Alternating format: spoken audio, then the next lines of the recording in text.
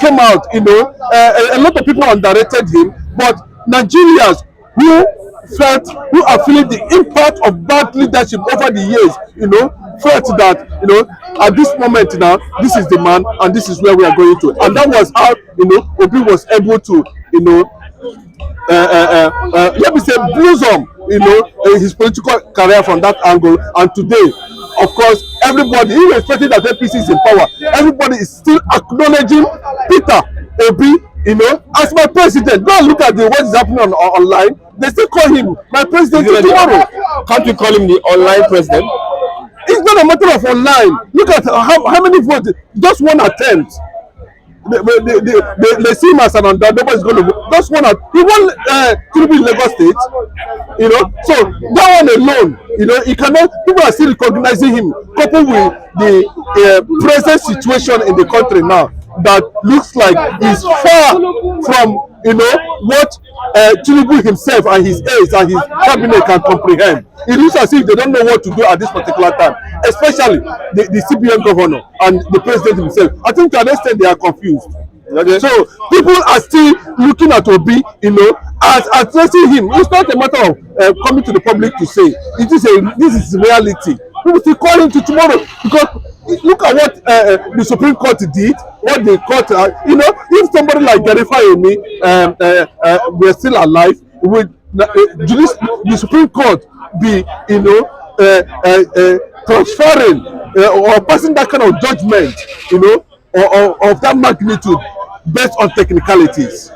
It is actually the wrong way to go. With Obi, will Obi still be relevant 2027? If you look at what is happening, Obi have now realized he has been moving from one part of the region of the country to another, or all over, outside the country, everywhere. You saw what happened in Ivory Coast when he entered the scene. The first time, you saw what happened. There was uproar everywhere. People were celebrating him. People were shouting. That's the kind of man. So from the outcome of the just concluded 2023 presidential election, Obi is actually building on that momentum. With that, as I'm talking to you now, Obi's popularity is times 100. As I'm talking to you now, yes. But there's some school of thought believe that there should be a merger come 2027. I think it will be at the rest. I think some people have come to their senses, that Nigeria is one, and we do not have any other country, to look up to except Nigeria. The issue of tribalism, ethnicity, religion, and all the rest that played out, immensely during the 2023 presidential election. And at the end of the day, we're able to have somebody Nigerians are not happy with, and that is why we are seeing all these things happening. I always say it, and I keep on saying it, that when a man, steals justice, there are ways you can steal justice, and that has been done through the INEC. I told you that at this point, Nigerians should be mourning Yakub Mahmood, for the kind of calamity he helped bring to Nigerians. Everybody is on the run. Companies are shutting down. The government led by Tinubu seems to be confused. The CBN governor doesn't know the particular policy to implement. Everything is just upside down. So what does that point to you? It points to you that when you carry injustice, what you will give out is injustice. What these people are carrying does not belong to them, and that is why that there is no connection, there's no synergy between APC ruling party and the masses, and that is why you see everything is on the other side. Tinubu has lost image completely, and that is why nobody is coming to him. The international community are not coming closer. The people are not coming closer. There's no cohesion between him and the people, because the people do not want him. That's why they see from the other side of it, they still see Peter Obi as the only solution. Only solution. And at this point now, that is why some political actors across the nation, both in Southwest, in the North, in the East, are considering, led by Pat Tommy and one other man, if I can remember, I will tell you his name. You understand? Are pressurizing, and mounting pressure that Atiku, Kwankwaso, and other leaders of other minor political parties should come together and form a powerful coalition, merger, to merge this interest to save Nigerians, unless they want Nigerians to go into flame. APC has failed. There's no two ways about it. But there are steps taken by this administration. The steps are cosmetic. The steps are audio steps. The steps is they are taking. You look at it, they are taking steps. That step, if you look at it very well, you say that this is a step of corruption. It is not a positive step. It is purely a negative step. Just to see as if they can do anything. The main thing they are doing, my brother, our eyes cannot see. If there is good leadership, if this will have the heart of Nigerians, in their plan, to better Nigerians in their plan. By now, at least the indices would have been pointing that upwards to show that the government is moving to probably a positive direction. But all indices is pointing that is pointing 0/0. So that is why that this coalition should be they should come together, a serious collabo on every sector, both market women use all over the world should come together and form a powerful movement against the APC. No, it's not a matter about to rescue Nigeria from dying. And for me currently now, because of the spread Obi is enjoying all over the world now, I believe that Obi should be able to lead in that coalition. Okay, the court should be supported. Yeah, the court asked the federal government to fix the price of goods and services within 7 days, because it seems there's no regulation. Prices are just going up here and there, up and down. I know that actually there is price control act, and in that regard, some of these things are there constitutionally, legally, but it's not been activated, it's not been implemented. Everybody is interested, whatever goes into his pocket. But today, unfortunately, yesterday, we lost a former PDP chieftain and a former senator from Delta State. Cairo Ojibo died while watching Nigeria play a semi-final against Ghana. He collapsed, and I want to use this opportunity to say, sir, your legacies, your patriotic zeal to see Nigeria move forward shall never be forgotten. May your soul rest in peace. Then, a bit away from that anyway, I had to pay a kind of message to him, because he was an outstanding personality when you talk about PDP in those days. And I'm not a PDP person, that's just the truth. But I have sympathy for PDP, because of the way they do their things, to an extent.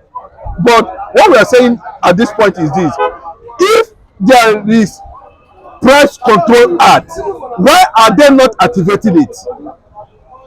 Is it until somebody like Femi Falana now goes to court to do this, then they will start making as if there's something at the end of the day? This is idea. They are not, because we don't have activists again in Nigeria. We don't have activists. Yes, everybody seems to be on the line of what goes into my pocket. Nobody is selfless again in Nigeria. Everybody is interested in how much we are taking. I think if there's a price control to an extent, maybe buyers or sellers will not be ripping off buyers unnecessarily.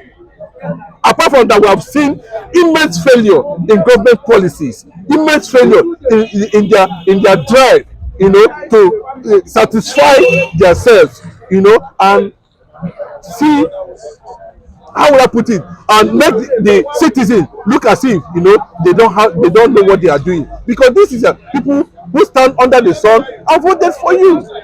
Nobody can take water now. A bag of rice is how much now?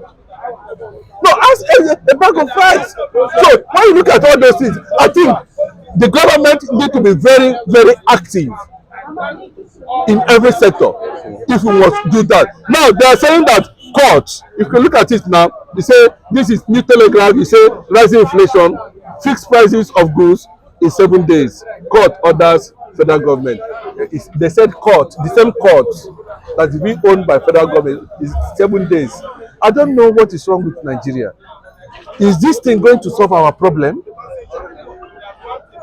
Is it going to solve our problem? The tension is already high. You know, from renewed hope now to renewed hunger. You understand? What they just did is to renew the hunger where we started, where it was left under Buhari. That's what they just did. They renewed the hunger. So Nigeria should understand that. See, there's no two ways about it. Already people have started calling that at least Tinubu should do Nigerians favor and step aside. We don't need court to rescue him. The court want to rescue Tinubu by this ultimatum 7 days. How is it going to work? Fixed prices of goods. Maybe bag of rice should be fixed. Maybe 50,000 there. No, let them empty whatever they have in their they say reserve, the national reserve. They have Nigeria have food in their reserve, and they want. Instead, the government has failed. No, do you know what it means to unlock a reserve when there is no global economic meltdown, when there is no famine, when there is no the issue of anything? Like say, that means they have run out of whatever they needed to run out of in terms of ideas. So the best thing was throw in the towel. It's as simple as that. The senator, they're still sitting down. Above you are still sitting down with these people. Say meeting upon meeting. You know, how many meetings have you people? It's unfortunate. On all these meetings, no sector of Nigerian economy is working perfectly. Because the right people have never been voted into power. That is why the incompetence is everywhere. There is no institutionalization in this country. Every sector is corrupt. Look at Ribadu, National Security Advisor. Unfortunately, Ribadu, former EFCC chairman, that said all the whole 36 governors, including Tinubu, is corrupt. All the whole 36 governors, the one he was EFCC chairman, he said it, including Tinubu. The same man appointed him because of the role he played. Compensation. What you're seeing there is compensation. We can say CCTV. He's going to. I don't look at all this then. I just love CCTV. You know, another corrupt act. But CCTV. Remember how there was a yes, now how many times during Jonathan? See, every day CCTV in Nasoro, in Abuja, everywhere CCTV. Every day CCTV. The one we buy before, how far? You know the work. Is CCTV the problem of security in Nigeria? It's just the question. That is incompetence. Nigeria is not a nation. Nigeria is not a country. There's no unity of purpose among the citizens of this country, among the leadership. That is why you keep on. You see this. That's why when some people separatists come up, I clap for them. When they come, I clap for them. When Ibrahim was doing Yoruba Nation. I don't want to say Oduduwa Nation. When he was doing Yoruba Nation, I clap for him. The other guys they should be also be talking about. See, by the time we have these ethnic lords stand up and say, okay, this arrangement is not working. 104 years of nationhood, no sector is working, and you say we are having election, we are having leadership, and the only opportunity Nigerians, I think I've said this several times even before now, Nigerians have to recover from this trauma over the years was in Peter Obi. But God is going to keep that young man alive. You know, to fulfill his destiny. Okay, thank you very much. God bless you for contribution. The PDP at this moment seems to be very weak in terms of robust opposition. But Obi has come out to take that as a responsibility to add value and to put the APC led government to check. He took advantage of the failures of the APC and came into limelight. Is that not the reason? No. He took advantage. No. If you say it in that direction, you might not be far from the truth.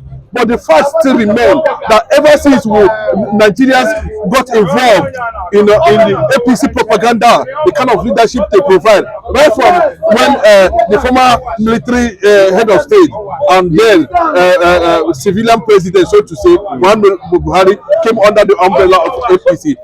Nigeria as a nation have lost, values in terms of living, has lost, like I said, patriotism and nationhood. And as at that time, they were actually waiting for an opportunity, where they can find someone, who has competence. Who has competence? Yes, who has competence, who has shown credibility over the years. Somebody, who has, who is endowed with economic policies, to drive a nation. Somebody who is vast globally, who has traveled wide. Somebody who has sat on over 10 multinational companies and has driven them over decades and the companies are still thriving. So